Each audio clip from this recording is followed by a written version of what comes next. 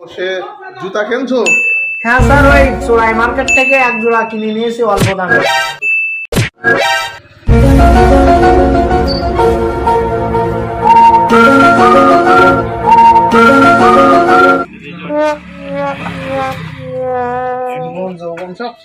কোম্পানির চাকরি করতে গিয়ে। আসসালামু আলাইকুম। ওয়ালাইকুম আসসালাম। ভাই, আমি ভ্যারোলা কোম্পানি থেকে এসেছিলাম। মনে আছে? হ্যাঁ মনে আছে ভাই। আগের সপ্তাহে আমাদের কোম্পানির যে মালগুলো দিয়েছিলাম সেগুলো দেখছি ফুরায় গেছে। আরে না ভাই, আমারও আগের মাল অনেক রয়ে গেছে ভাই, আগুন লাগবে না ভাই তাহলে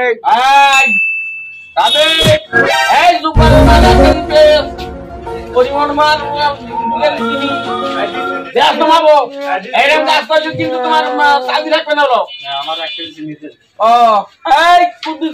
চিনি দাও ভাই। পেপসিডেনের দাম তো ভাই আমার দিকে একটু খেয়াল করেন ভাই। আরে কোম্পানির লোক জ্বালাতন করে দিন।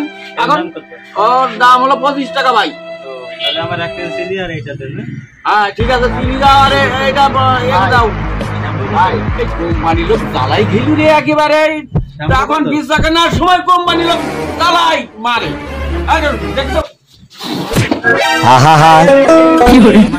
করেন ভাই।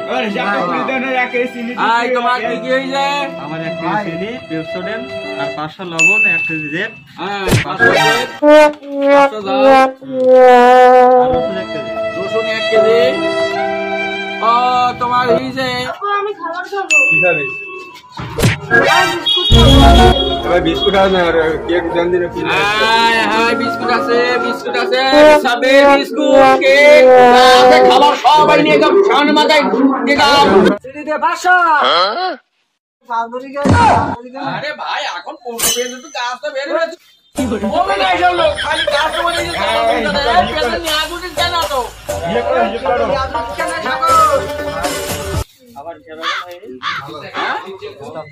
তোমার হিসাব।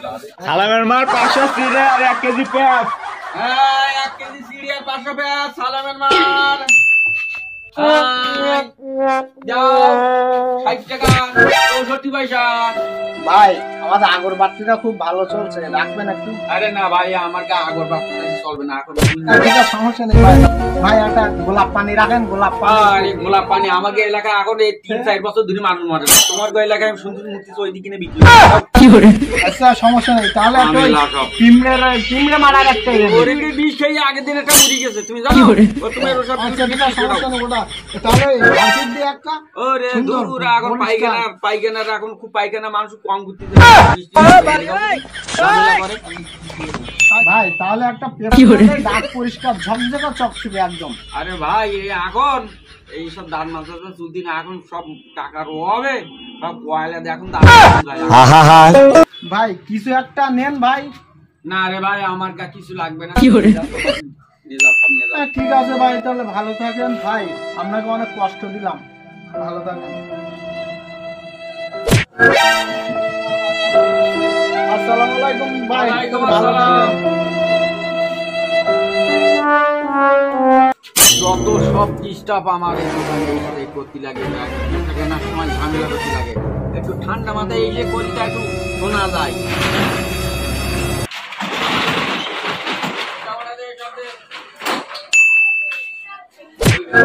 আমাদের সুমন সাহেব কোথায় আছে কই দেখি।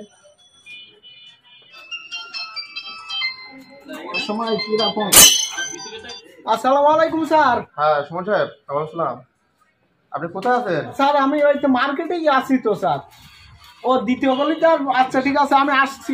আপনি আসেন, আমি এক্ষুনি চলে আসছি ওখানে 1 মিনিটের মধ্যে। আসসালামু আলাইকুম স্যার। স্যার ভালো আছেন? আপনি ইউনিফর্ম ছাড়া ডিউটি করতেছেন, তার কারণ কি? আর আপনার শু কই? স্যার হয়েছে কি স্যার, ওই ঢাকার পুরাতন মার্কেট থেকে 1590 টাকা দিয়ে এক জোড়া শু কিনছিলাম, জি জি। কিন্তু সেই শুয়ের তলার দুটো ছাড়িয়ে গেছে। এই জন্য স্যার আজ এই পোশাকে চলে আসছি। আচ্ছা তুমি কি সুমন বাবু আমার চাকরিটা কি খাবা নাকি? তোমার এই ড্রেস, কোনো ইউনিফর্ম নেই। আজ কয়দিন যাবত শুনছি তুমি ইউনিফর্ম ছাড়া ডিউটি করতেছো, ঠিক আছে? আর শু তো অফিসের বড় স্যার যদি আমরা দেখেন শু বিহীন তুমি ডিউটি করতেছো, তাহলে তো আমার চাকরি থাকবে না। শোনো সুমন বাবু, অফিসের একটা রুলস আছে কিন্তু, আর আমরা সবাই কিন্তু রুলসের বাইরে কেউ না। স্যার অবশ্যই সে তো জানি স্যার। মার্কেটের অবস্থা কি? স্যার ওই চলছে কোনো রকম। আজকে সেলস কত তোমার? স্যার ওই 5,000-এর মতন হয়েছে স্যার। এই মাসে সেলসের টার্গেট ছিল কত তোমার? স্যার 2.5 লক্ষ টাকা। আল্লাহ রস্তে এবার আমার চাকরিটা গেছে। আমার বউ বাঁচা কাছে আর বাঁচাতে পারবো না। সুমন বাবু, তুমি চাকরি ছেড়ে যাও। স্যার আমার বাড়িতে চাল ডাল কিছু নেই, ছেলে মেয়েরা বাচ্চা বউ সব না খেয়ে আছে স্যার। এই মাসের বেতনটা যেন স্যার কাটবেন না স্যার, প্লিজ আমার দিকে একটু স্যার দয়া করেন স্যার। আমি তো সুমন বাবু আপনার দিকে সবসময় দোয়া করি। বলেন আপনি, এ মাসে আপনার 2.5 লক্ষ টাকা সেলসের টার্গেট, আপনি 5,000 টাকা কালেকশন দিয়েছেন।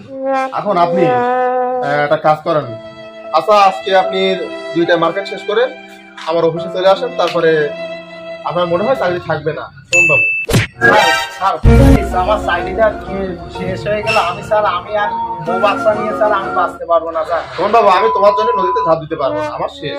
তার কারণ এবার আমার চাকরি গেছে। 5,000 টাকা কালেকশন নিয়ে অফিসে গেলে এ তারিখ আমারও বেতন দেবেন। আপনি যদি এরকম করেন তাহলে আমিও থাকবো না, আমার কোম্পানিও থাকবে না, আর আপনি তো দূরের কথা। এখন আপনি 2টার পরে আমার অফিসে আসেন, তারপরে কি করতে হবে দেখতে। স্যার আমার দিকে একটু খেয়াল রাখবেন স্যার। ঠিক আছে, আচ্ছা আসুন। স্যার সারাদিন মার্কেট আর ভালো লাগে না। এদিকে মা অসুস্থ, বউ ওদিকে ফোন দিচ্ছে, তারপরে আবার বাড়ি ভাড়া বিল ভাড়া সকল, আবার এদিকে মানে সেলসের চাপ, আর ভালো লাগে না। উফ, শেষ কি করি। সব বাড়ি ঘর এলো টাকার অভাবে কোনো কিছু সেট হচ্ছে না। যাক দেখি এই স্যারের কাছে আর একবার একটু ফোন দেয়, এদিকে চাকরিটা না হলে এত লেখাপড়া করেও টাকার অভাবে ভালো চাকরি পেলাম না, আর এটাও যদি যায় তাহলে আমার সংসারই চলবে না। আমি বউ ছেলে মেয়ে নিয়ে কোথায় গাছতলায় ছাড়া দাঁড়ানো কিচ্ছু হবে না। সে স্যারের কাছে একটু ফোন দেয় আর একবার।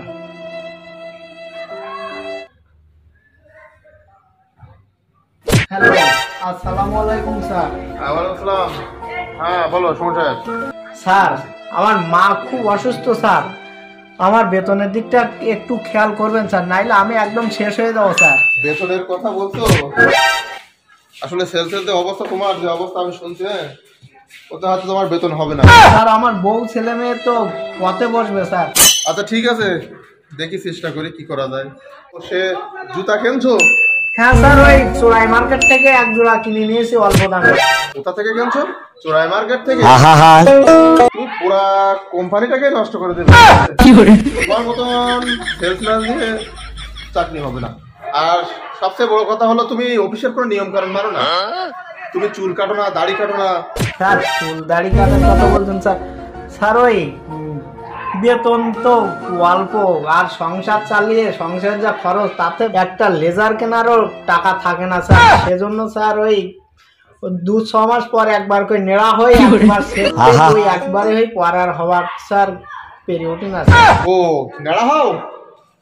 যাক ঠিক আছে, সমস্যা নেই, সমস্যা নাই। তুমি যা করতেছো চাকরি গেছে 2 জন, এখন 2 জন কি করবো সেটা চিন্তা করো। এদেশে আমাদের আর চাকরি বাকরি হবে না। নাও ভালো থাকো। স্যার কিছু মনে করেন না, দয়া করেন স্যার, এই অধমের প্রতি একটু দয়া করেন স্যার, নাইলে আমি শেষ হয়ে যাবো স্যার। স্যার রাখবেন না স্যার, আমাদের জন্য খেয়াল রাখবেন স্যার। ইস রে স্যার ফোনটাই কেটে কি আছে কপালে কে জানে, আমার লাইফটাই নষ্ট, বরবাদ হয়ে যাবে।